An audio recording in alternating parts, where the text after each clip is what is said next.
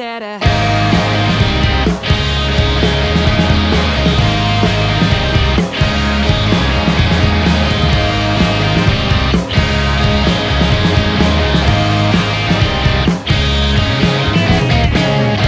相は良くないし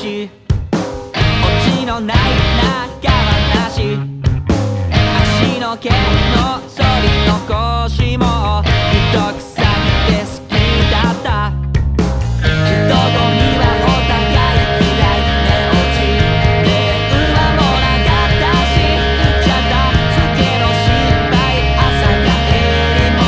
我慢してくれていたんだねバナナバローが沿い君が部屋の窓